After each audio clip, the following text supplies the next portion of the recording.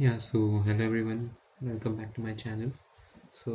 As I told you, today I'll be starting with the topic refraction. So, let's get started.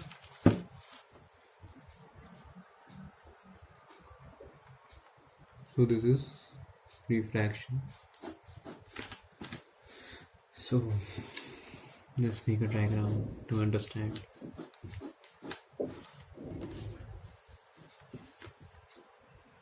This is the normal.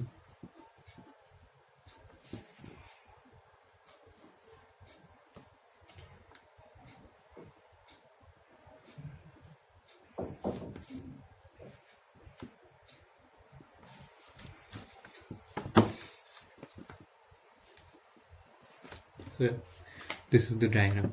So, if we see this diagram, this is the normal, incident ray, reflected ray, angle of incidence, and angle of refraction. So, this is the refracted ray. This is a refracted ray, and you can suppose this is a glass and this is air medium. So in refraction, what happens is the light rays travels from one medium to another. Okay, so in refraction, the light rays travel to one medium to another. So this is important. In reflection, what happens, it bounces back in the same medium, but in the refraction, the light rays changes the medium. Okay, मतलब are पार चला जाता, वही नहीं रहता, वो पास हो जाता है. और ये तभी होता है जब कोई मटेरियल ट्रांसलूसेंट हो या ट्रांसपेरेंट हो. ओपेक में ये नहीं होता, इट्स नॉट पॉसिबल. ठीक है, अब ये मीडियम वन था तो उसको कुछ भी मान लो, जैसे एयर मान लो, और ये ग्लास. ठीक है, तो रिफ्रैक्शन का जो मेन definition होता है, उसको कहते हैं it is a phenomenon in which direction of propagation of light changes when it passes from one transparent medium to another. ठीक है, this is because the speed of light is different in every medium. मतलब different mediums में different speed of light होती है. और यहाँ पे एक और टर्म यूज होता है, एक टर्म होता है ऑप्टिकली रेयरर.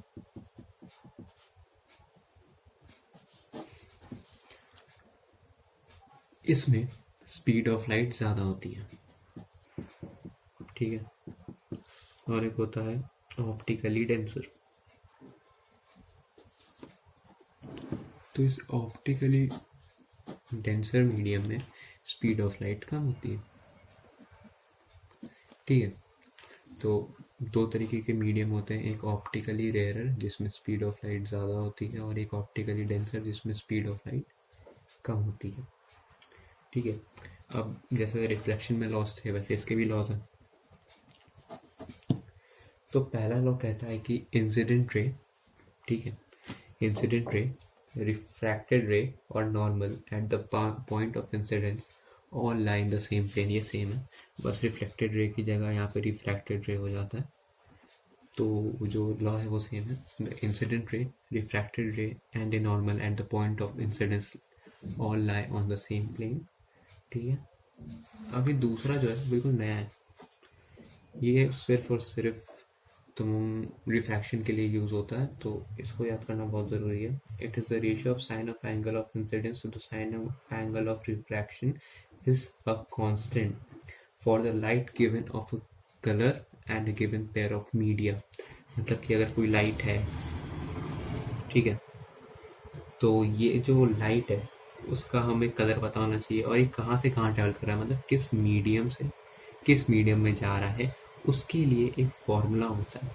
तो वो जो फॉर्मूला है उसको कहते हैं sine i by sine r constant. इसको हम लोग एक कांस्टेंट से इक्वेट किए हुए हैं जो होता है n/1. अब ये n क्या होता है, तो n होता है रिफ्रैक्टिव इंडेक्स. ठीक है, अभी रिफ्रैक्टिव इंडेक्स हम थोड़ी देर बाद पढ़ेंगे. तो ये n होता है रिफ्रैक्टिव इंडेक्स, और ये 2 होता है रिफ्रैक्टिव इंडेक्स ऑफ 2, एंड ये 1 होता है रिफ्रैक्टिव इंडेक्स ऑफ 1. अब इसे n2 का क्या मतलब है, इसका मतलब है n2/n1. ठीक है। n2 का मतलब होता है n2/n1, इसमें मतलब होता है कि n2 with respect to n1। ठीक है, जब भी ये डिवाइड में हो तो इसको याद रखना कि विथ रिस्पेक्ट टू होता है, मतलब इसको रेशियो में ले लो, जो ऊपर है ऊपर, वो जो नीचे है वो नीचे। ठीक है, तो जो पहले आया वो ऊपर चला जाएगा न्यूमरेटर में, और जो बाद में आया वो नीचे चला जाएगा। तो ये इन दोनों का रेशियो होता है, जो एक कांस्टेंट जिसको हम लोग कहते हैं। और ये होता है साइन आई, जिसमें साइन मैथ्स में एक फंक्शन है। और ये जो आई है, ठीक है, angle of incidence, sine r is angle of refraction. ठीक है, अब ये तो हो गया। अब बात करते हैं एब्सोल्यूट रिफ्रैक्टिव इंडेक्स के बारे में।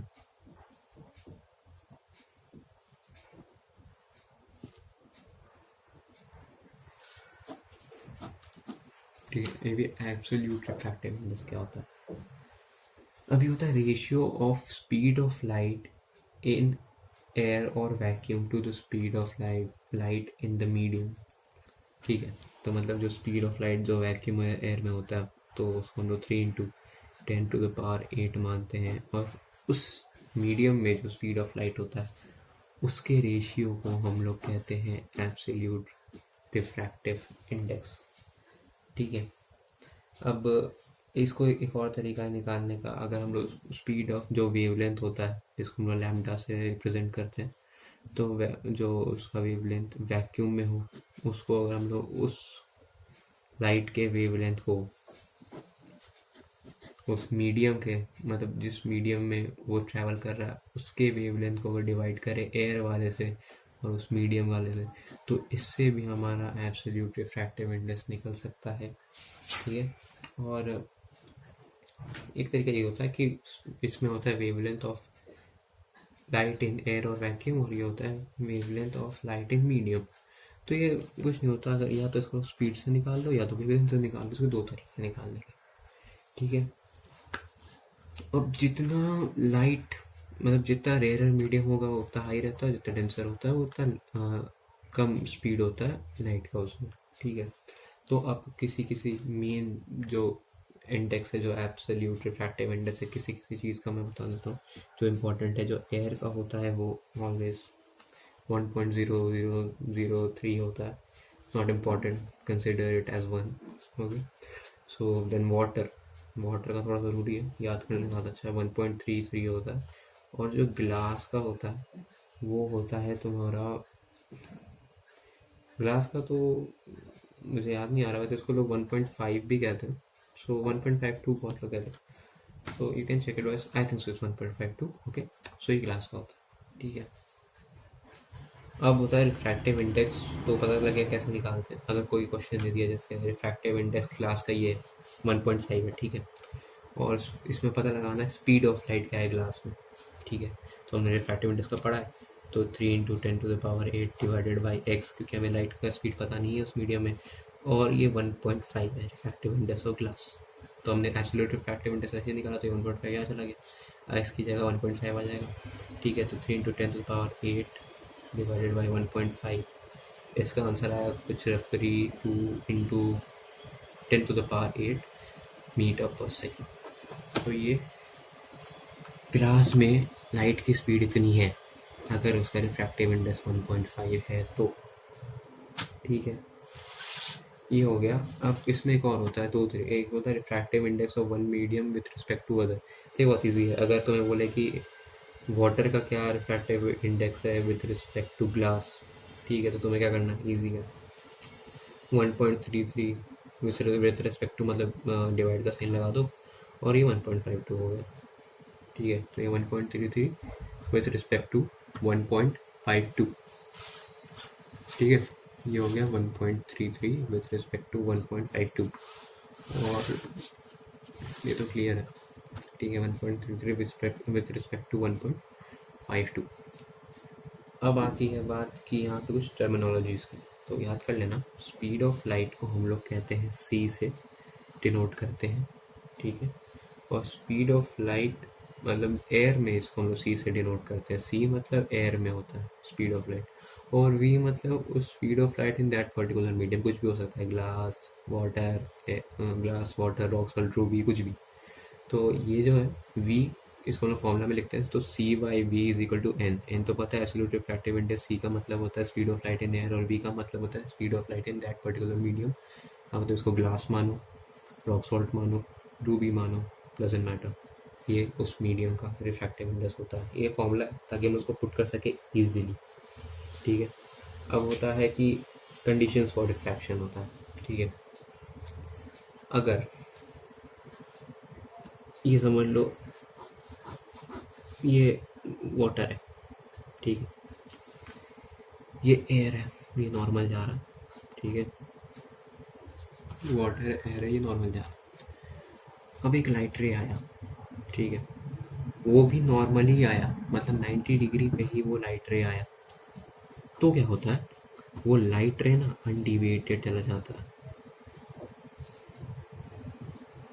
अनडिविएटेड लाइट रे पास हो जाता है, मतलब डेविएशन होता ही नहीं है। सीधे भाषा में बोल दो, डेविएशन होता ही नहीं है, वो अनडिविएटेड ही चला जाता है, ठीक है। तो इसमें कोई ज़्यादा दिमाग की बात नहीं है, ये सीधा अनडिविएटेड जाता है, no problems, go straight undeviated, ठीक है।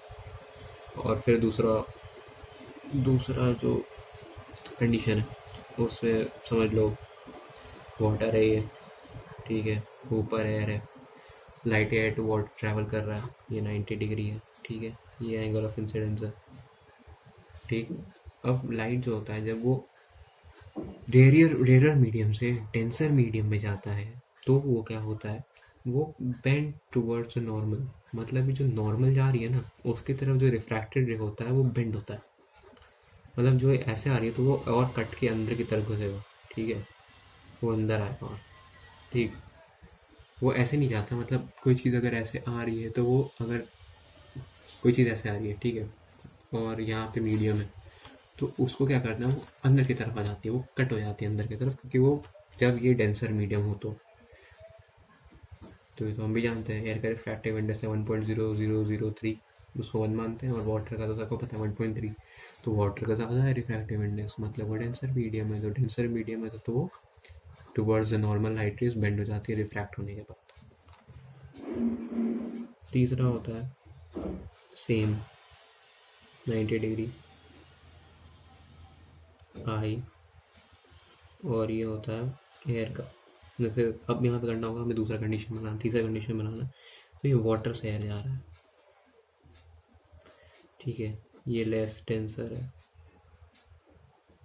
तो अब क्या होगा, अब जो हुई ना लाइट रेज जो वाटर से एयर में आ रही है, अब ये एंगल ऑफ इंसिडेंस, ठीक है, अब जो रिफ्रैक्टेड रे होगी वो नॉर्मल से अवे बेंड हो जाएगी, ठीक है, वो नॉर्मल से अवे बेंड हो जाएगी, क्योंकि वो अगर वो डेंसर से रेयर मीडियम जा रही है तो वो नॉर्मल से अवे बेंड हो जाती है, ठीक है, और अगर वो रेयर से डेंसर जा रही है तो वो नॉर्मल की तरफ बेंड हो जाती है, ठीक है। तो ये 3 है, अगर 90 डिग्री पे है तो undeviated, denser denser to rarer जा रही है तो नॉर्मल से दूर जाएगी, और अगर रेयर टू डेंसर जा रही है तो वो नॉर्मल की तरफ आएगी। तो ये 3 चीज़ें बिल्कुल अच्छे से दिमाग में डालना होगा, याद ही करना, अच्छा रहेगा याद करना, ठीक है। अब आता है तुम्हारा दूसरा टॉपिक है, अब हमें बताता है कि इफेक्ट्स क्या होता है। तो दो ज़्यादा इफेक्ट्स होते हैं नहीं, बस नॉर्मल समझ लो कि अगर एक पानी का पतीला है, ठीक है, इसमें पानी भरा, नीचे पेबल स्टोन, तुम यहाँ से देख रहे हो तो ये रिफ्रैक्ट होकर तुमको कहीं और दिखाएगा, ठीक है, तुमको कहीं यहाँ कहीं दिखाएगा, ठीक है, तो ये होता है रिफ्रैक्शन, तुमको यहाँ कहीं दिखाएगा और तुम यहाँ से देख रहे हो। डिफरेंस आता है अपेरेंट, इसको अपेरेंट पोजीशन कहते हैं, बाद में पढ़ेंगे, तो ये तुमको यहाँ दिखाएगा, और ये होता है जो इसका एक्चुअल पोजीशन है, और ये ऑब्जर्वर, ठीक है। तो ये सिंपल इफेक्ट्स होते हैं, जैसे किसी चम्मच को पानी डालो तो वो चम्मच ऊपर दिखता है लेकिन वो असली में नीचे होता है, तो वो सब चीज़ है, इसके सिंपल इफेक्ट्स हैं, ठीक है। अब आता है refraction through a glass slab, तो जैसे अगर एक ग्लास स्लैब है, ठीक है,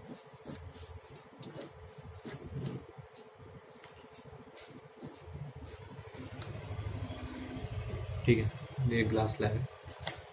अब इधर क्या है, अब अगर यहाँ से लाइट एंटर करती है, ठीक है, तो ये लाइट रे आई, ठीक है, ऐसे गई और फिर ऐसे गई, ठीक है। Just a diagram, don't take it seriously क्योंकि मेरी थोड़ी डायग्राम उतनी अच्छी नहीं है, बट स्टिल जल्दी समझाना पड़ेगा ना। तो ये इसको आई मान लो, इसको आर मान लो, फिर आई, फिर आर, तो समझ लो ये ए बी है और ये सी डी है, ठीक है। तो ये लाइट जा रही है और ये जो इंसिडेंट रे है और ये जो फाइनल रिफ्रैक्टेड रे है, ठीक है। तो जो ए बी होता है ना, ये सी डी के पैरेलल होता है हमेशा। जब भी रेक्टेंगुलर ग्लास स्लैब से कोई लाइट रे रिफ्रैक्ट होती है तो वो इंसिडेंट रे और फाइनल रिफ्रैक्टेड रे से दोनों के बीच का पैरेलल होती है, ठीक है। दोनों पैरेलल होती हैं, इंसिडेंट रे और फाइनल रिफ्रैक्टेड रे हमेशा पैरेलल होती हैं in case of rectangular glass slab refraction, ठीक है। तो ये तो बेसिक्स हो गए। अब इसके बाद आता है लेंसेज। दो टाइप के लेंसेज हैं, ठीक है, कनकेव और कॉन्वेक्स।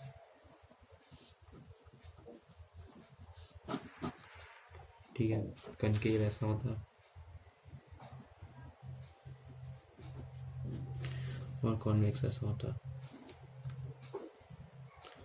तो हमें फिर से इस बार हम जैसे मिरर्स में हम लोग पढ़े थे कनकेव मिरर्स के बारे में, इसमें हम लोग ज़्यादा डिटेल में पढ़ेंगे कॉन्वेक्स मिरर्स के बारे में, क्योंकि ये रियल एंड इन्वर्टेड इमेजेस बनाता है as always 90% of the cases में, ठीक है।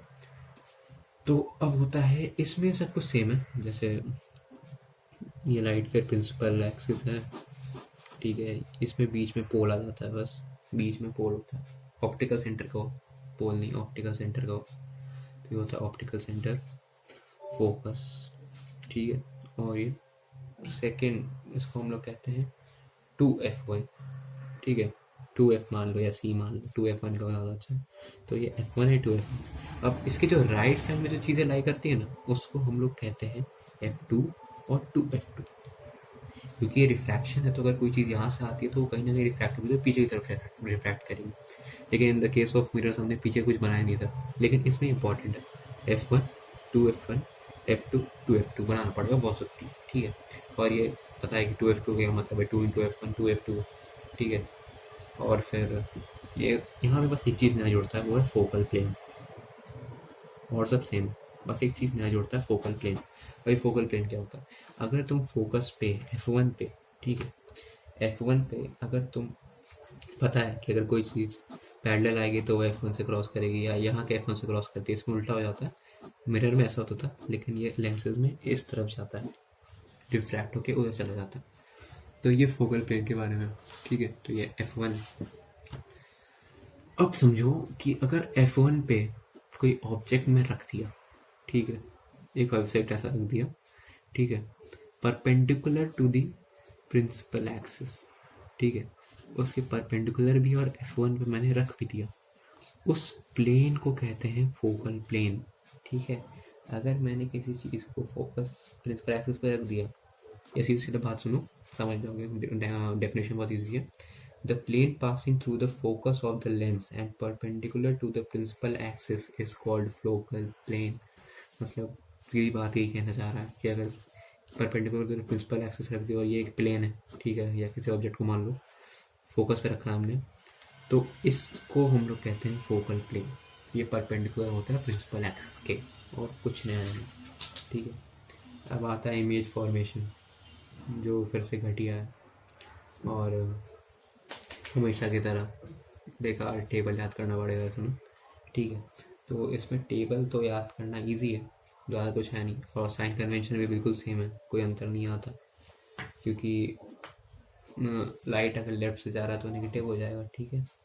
तो अगर लाइट लेफ्ट से जा रहा है तो नेगेटिव है, ऊपर जा रहा है तो पॉजिटिव है, नीचे से जा रहा है तो फिर नेगेटिव है, और फिर इधर राइट की तरफ जा रहा है तो पॉजिटिव है। लेकिन लाइट ऑब्जेक्ट अगर लेफ्ट साइड में होगा और लाइट इधर से जा रहा है तो left side negative, right side positive. Origin से ऊपर जाओगे ऑरिजिन से तो पॉजिटिव, नीचे जाओगे ऑरिजिन से तो नेगेटिव, ठीक है। अब इसमें तो कुछ है नहीं है।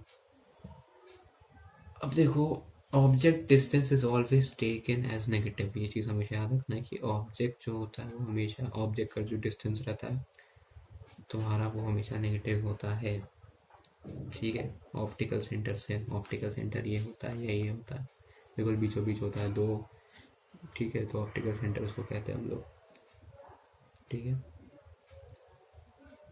अब फोकल लेंथ होता है वो हमेशा पॉजिटिव होता है कॉन्वेक्स लेंस के लिए और नेगेटिव होता है कॉनकेव लेंस के लिए। तो ये तो मैंने पहले ही बताया था, लेंसेज और मिरर्स का सेम होता है फोकल लेंथ। जो फोकल लेंथ होता है वो पॉजिटिव होता है कॉनकेव के लिए, नेगेटिव होता है, सॉरी पॉजिटिव होता है कॉन्वेक्स के लिए और नेगेटिव होता है कनकेव के लिए। ठीक है, वेरी वेरी वेरी इंपॉर्टेंट। ठीक है, ये पहले ही बता चुका तो ज़्यादा कुछ समझने की जरूरत है नहीं, but still it will be easy if you understand it well. अब होता है लेंस फॉर्मूला एंड मैग्निफिकेशन। ठीक है, अभी लेंस फॉर्मूला क्या होता है, जैसा मिरर फॉर्मूला था ना वैसे ही लेंस फॉर्मूला होता है।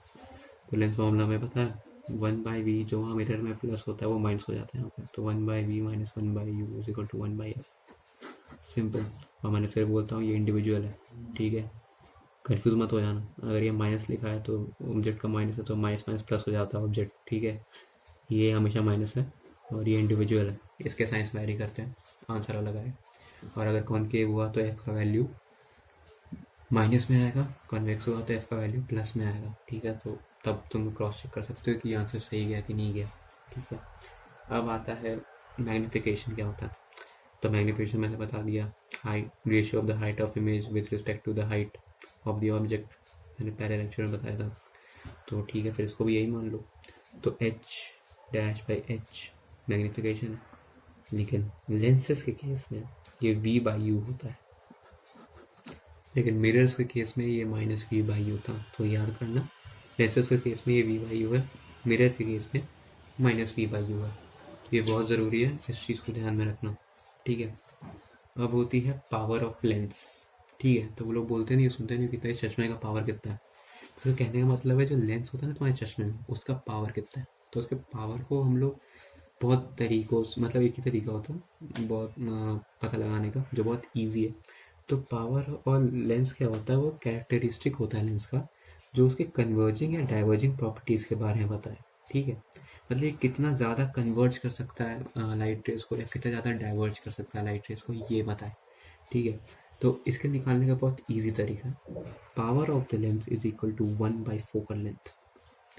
अब उस लेंस का जो फोकल लेंथ होगा ना, ठीक है, वही होगा उसका पावर ऑफ 1/f, जो रेसिप्रोकल होगा ना, फोकल लेंथ जो होगा ना उसका जो रेसिप्रोकल होगा वही होगा उसका पावर ऑफ द लेंस। ठीक है, अगर ये कनकेव मिरर का फोकल लेंथ क्या होता है, नेगेटिव होता है, तो पावर नेगेटिव में होता है।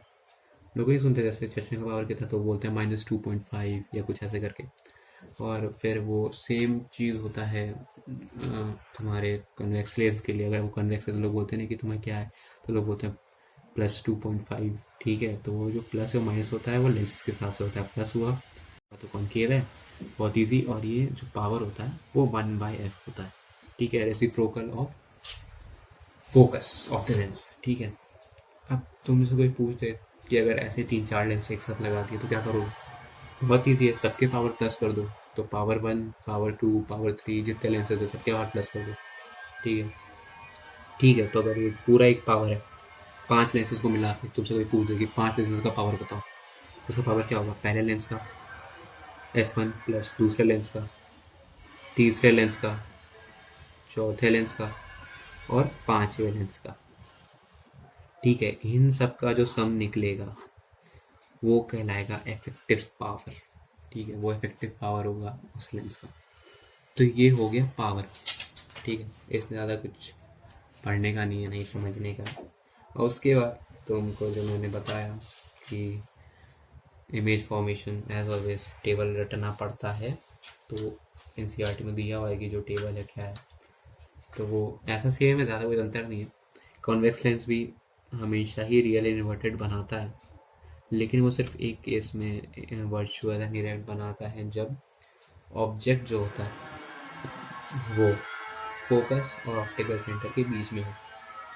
ठीक है, जब फोकस और ऑप्टिकल सेंटर के बीच में होगा ना ऑब्जेक्ट, तब कॉन्वेक्स लेंस बनाता है वर्चुअल एंड इरेक्ट इमेज। और जो कॉनकेव लेंस होता है ना, वो हमेशा ही वर्चुअल एंड इरेक्ट इमेज बनाता है, उसको कोई मतलब नहीं है, तो हमेशा वर्चुअल इरेक्ट में आता है। और वैसे एनसीईआरटी में दिया हुआ था तो उसको रेफर कर लो, क्योंकि टाइम वेस्ट ही करता है, ज़्यादा कुछ होता नहीं है इसमें। ठीक है, तो यहाँ हो गया ये रिफ्रैक्शन चैप्टर एंड। बहुत ईजी है, बहुत ही ईजी है, बोर्ड्स के लिए तो ख़त्म ही होगा। और इसको ध्यान से पढ़ लेना, जो पावर होता है और ये मिरर फार्मूला और जो लेंस फार्मूलाज होते हैं, मैग्निफिकेशन होता है, ये सब बहुत ज़रूरी है। तो ठीक है, अब ज़्यादा कुछ है नहीं, ख़त्म ही हो गया, मतलब ये चैप्टर ख़त्म हो गया लाइट वाला। तो अब मैं मिलूँगा आपसे नेक्स्ट वीडियो में, तब तक रेफर टू माई वीडियोस। और मैंने जो पहले वीडियो में बोला था कि मैं बताऊंगा, कि कुछ बताया था मैंने कि आई टेल यू लेटर, तो वो मैं अगले वीडियो में लाने वाला हूँ। तो for that stay tuned and please subscribe my channel, क्योंकि मैं physics, chemistry, maths, bio, SST सब कवर करने वाला हूँ before your examination of CBSE boards. ठीक है, तो उसके पहले मैं पूरे सब कुछ ख़त्म करने वाला हूँ, समझा के, बहुत जल्दी समझा रहा हूँ। ठीक है, इसलिए राइटिंग इतनी अच्छी नहीं है, समझा रहा हूँ बस ताकि अच्छे से दिमाग में रट जाए। So thank you, and please subscribe my channel and stay tuned for the latest updates, and please like, share it with your friends, as it is very helpful. So we'll meet you in the next video. Thank you.